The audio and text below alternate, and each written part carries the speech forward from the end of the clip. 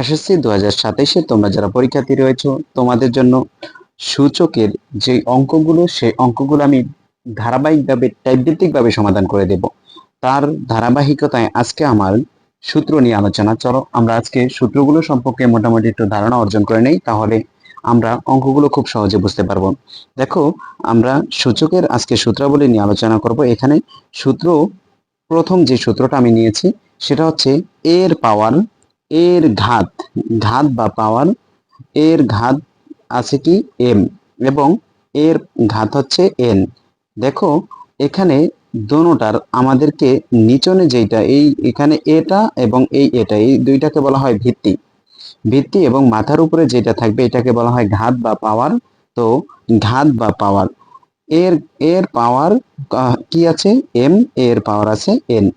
যদি আমাদের ভিত্তি দোনোটা সেম সেম থাকে এবং যদি গুণ অবস্থায় থাকে তাহলে ওই দুইটাকে আমরা, এই পাওয়ার দুইটাকে আমরা যোগ করে দিব। যদি ভিত্তি সেম সেম থাকে অর্থাৎ নিচনের যে ভিত্তিটা আছে এই ভিত্তিটা যদি সেম সেম থাকে তাহলে পাওয়ার দুইটা কি করে দিব, যদি গুণ অবস্থায় থাকে তাহলে পাওয়ার দুইটাকে আমরা কি করে দিব, যোগ করে দিব। 2 নাম্বার যে সূত্রটা দেখো, সেই সূত্রটা হচ্ছে এ এবং এ পাওয়ার আছে এম, পাওয়ার আছে কি এন, ঘাত বা পাওয়ার আছে এম এন।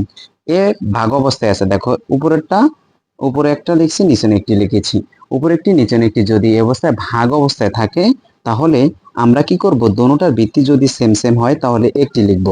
লেখার পর এই এম এর এম এবং যদি ভাগ অবস্থায় থাকে আমরা মাইনাস করে দেব। মনে রাখবা, যদি ভাগ অবস্থায় থাকে তাহলে সেটাকে কি করতে হবে, মাইনাস করে দিতে হবে।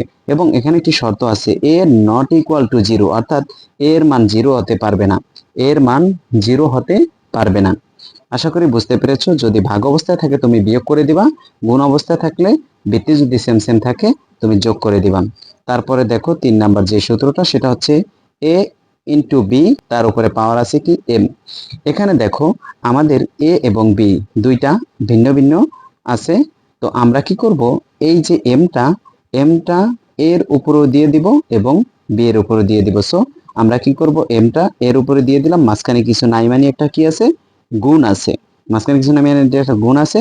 তাহলে ব্র্যাকেট দিয়ে যদি কোনো কোনো একটা পাওয়ার থাকে ওই পাওয়ারটা আমরা দোনোটার উপর দিয়ে দেব। অর্থাৎ এমটা পড়েছে এর উপরে, এমটা পড়েছে কিসের উপরে, বি এর উপরে, দোনোটার উপরে পড়ে গেছে, মাঝখানে একটি গুণ রয়েছে। তারপরে দেখো 4 নম্বরে এ ভাগ বি এবং তার উপরে আমরা ব্র্যাকেট দিয়েছি, ব্র্যাকেট দিয়ে এম লিখেছি। তো এই অবস্থায় যদি থাকে তখন তুমি কি করবা, এই এমটা এর সাথেও দিয়ে দিবা, এমটা বি এর সাথেও দিয়ে দিবা। এখন এম এর জায়গায় যদি তোমার 2 থাকে তাহলে 2টা এর উপরে দিয়ে দিবা, 2টা বি এর উপরে দিয়ে দিবা। তাহলে কি হয়ে গেছে দেখো, এই এর উপরে এমটা হয়ে গেছে এবং বি এর উপরে এমটা হয়ে গেছে। এখানে মনে রাখবা B not equal to zero, অর্থাৎ বি জিরো হতে পারবে না।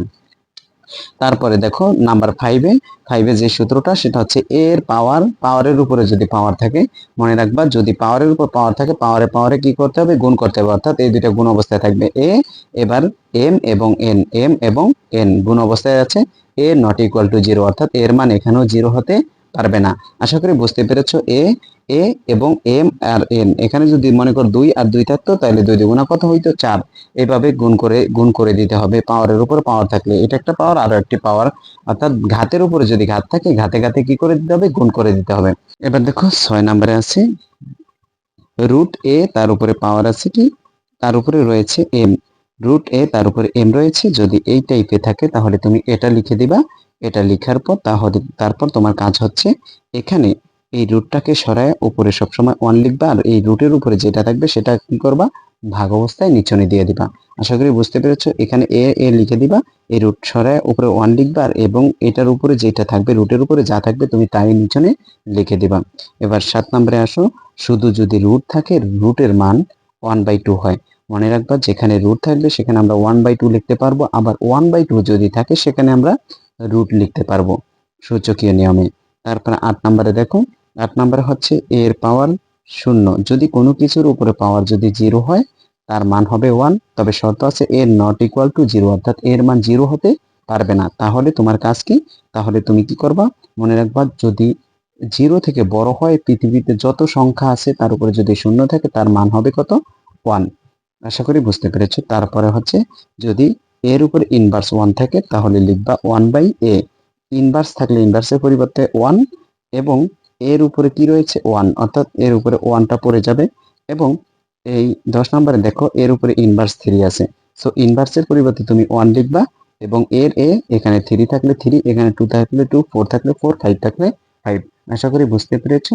এই টাইপের আরো গুরুত্বপূর্ণ ভিডিও পেতে ভিডিওগুলো লাইক কমেন্ট শেয়ার করে আমার সাথেই থাকো।